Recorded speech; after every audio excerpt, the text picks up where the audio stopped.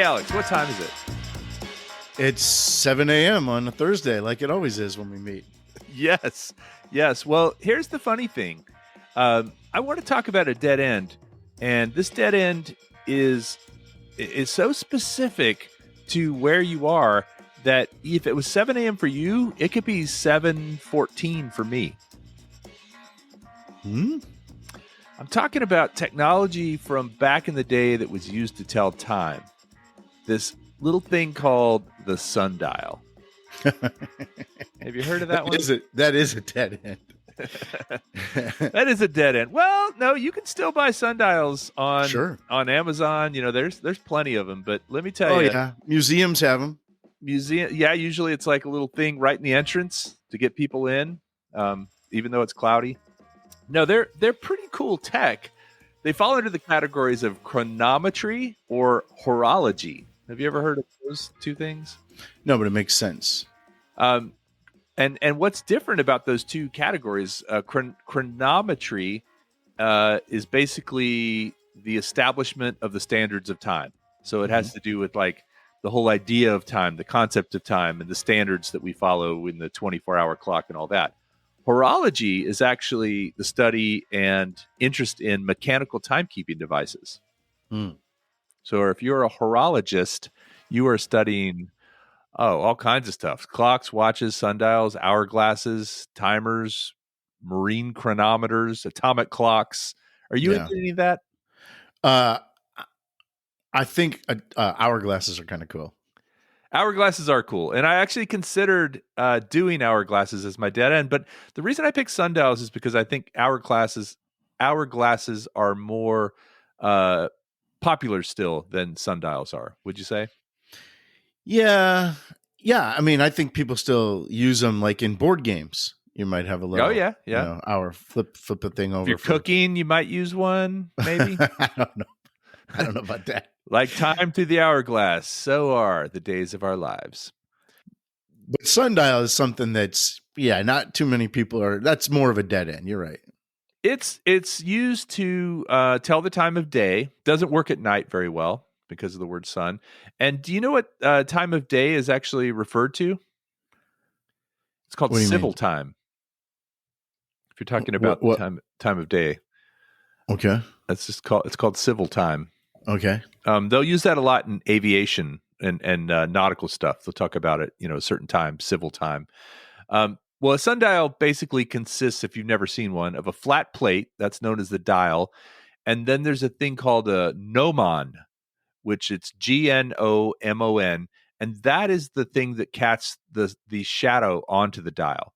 So a gnomon can be a variety of things. It could be like a rock. It could be a stone. It could be a piece of metal. It could be an iron, like more like a wire kind of thing. There's a ton of different designs for sundials. And a lot of that has to do with a couple of things. Number one is whether it's mounted vertically or horizontally. There are sundials that actually go on walls. Have you ever seen one of those? No, but that sounds cool. Yeah, I mean, I guess it would work best if it was a facing a direction where the sun actually hit it. But there are also sundials that are designed to account for different elements and be more accurate. Because the thing is, unless you know true north from where you are, you're on a perfectly level surface, and you know the latitude that you're at, you actually can't get an accurate reading with the sundial. You have to have those three ingredients: the latitude, the level surface, and where true north is. Do you need a big area to make one, or can you do it like in a little square? No, there are some pretty small ones. Really? I would say that bigger ones are probably more precise because they have what we'd almost call today higher resolution. There's more space for that shadow to move. And so, a little tiny movement, you could see it better on a big one than you could on a small one. On a small one, it might look like it's moving really slow. Whereas if you had a really big sundial, you might actually see the shadow moving if you looked at it long enough. The ones in museums are usually pretty big. That's why I ask. Yeah, they're like those giant chess sets. I mean, all boring stuff is cooler when it's big, right? I remember stopping in Ohio to see the world's largest rocking chair. Yeah. Although the world's smallest rocking chair is nothing to sneeze at either, probably. That's true. That's true. Well, so a lot of the problems with sundials have to do with the fact that the Earth is not in a perfectly circular orbit. It's it's more of an oval shaped, and also that the Earth tilts throughout the year. So the sundial can be off by as much as almost 17 minutes. So if you set it in the spring, when you reach the farthest point away from the spring, which I guess would be the middle of the fall, it could be off by as much as 17 minutes. And then it'll start to go back into time because the Earth's rotating back and forth. Okay. One of the things that blows me away about some of these old texts that we talk about, whether it's a sundial or whether it's a record player, is we think of ourselves as modern human beings who have come a long way. We're technologically sophisticated, but we kind of think we're superior to the old people, the people back in the day. But if you think about it, they had to actually be smarter than us to make these things work, right? We just look at our watch or ask Google or Siri what time it is, and they tell us. But for these people, they had to do all these parameters, know where they were, test it. If they wanted an accurate sundial, even somebody who just had one at home would have to do all this stuff. Like the rich and the wealthy and I mean, can you imagine actually understanding how that works? It's not something we would invest energy in. I guess the only thing I would say to that is probably back then it didn't really matter what time it was. Oh man, that's timist.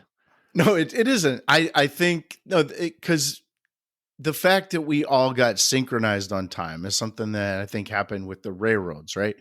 True. And when you talk about accurate time, we've kind of all agreed that everybody within a band, which we call a time zone, is in the same time. But like you're 150 miles away from me, it's going to be darker first for me than it is for you. Technically, we shouldn't be on the same time, but we can't make it where every 10 miles it's a different time. So we have to agree. So we really couldn't use a sundial because we would come up with different readings, right? It would be a different time where you are than it is where I am. And that's impossible to get business done.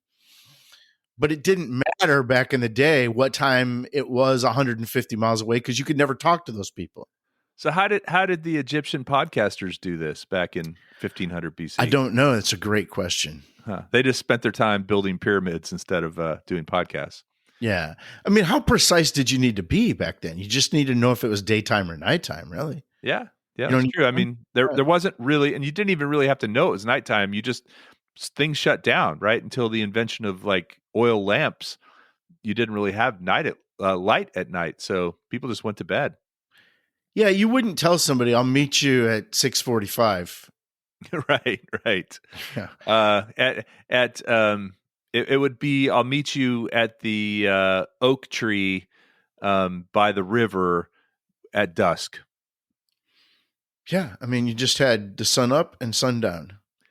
Well, interestingly, back in those days, the early days, there have been some of these ancient sundials found from Egypt in 2000 BC, 1500 BC that are still recognizable. They were called shadow clocks. Okay. I feel like shadow clock is kind of a cool name. It'd be a good band name. Yeah, you think so? What kind of music would that be? Oh, definitely goth.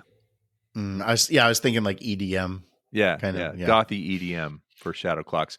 But then sundials, like the band the Sundials, they're going to be a lot more upbeat, a lot more poppy. Yeah, don't you think? Or maybe even like a hippie kind of thing. Oh yeah. There's actually a reference to shadow clocks and sundials that are mentioned in the Bible. In the book of Isaiah and 2 Kings, they talk about the dial of Ahaz, Ahaz. So, I mean, these have been around a long time, and if they're keeping our biblical friends going and meeting, I mean, none of that stuff that we read in the Bible would have happened if people didn't have the dial of Ahaz. Maybe it would have. I don't know. I still am not convinced that time was that important until the last couple 100 years, but sure. Well, here's one of the most interesting things about sundials I found is that through tradition, sundials almost always have some sort of a motto written on them. Did you know that? It has what written on them? A motto, like a phrase. Oh, like in Latin, like a Well, class system. back in the day, but obviously, as things evolve, they change languages. You can actually buy a sundial on Amazon, and it says, "I am a sundial. I make a botch of what is done much better by using a watch." That is terrible. How is that? It probably sounds better in Latin, but that's terrible. Yeah, but you know what? As soon as Shadow Clocks makes a song out of it, you're going to love it. I suppose. All right. I don't know. That's all I got on sundials.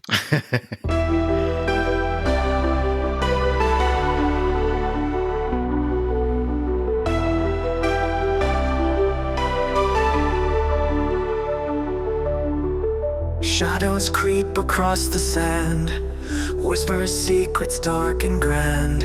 Sundial spins round and round, in the void no time is found. Hours melt without a trace, lost in shadows cold embrace. Tick-tock echoes in the night, time slips by, no end in sight. Ignore the numbers, feel the flow in the sundial's eerie glow. Moments fade and reappear, time is just a phantom here.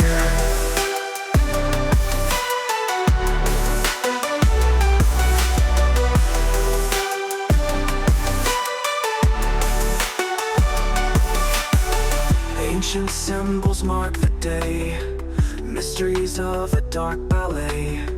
Quartz and gears, they come undone, in the chaos we outrun.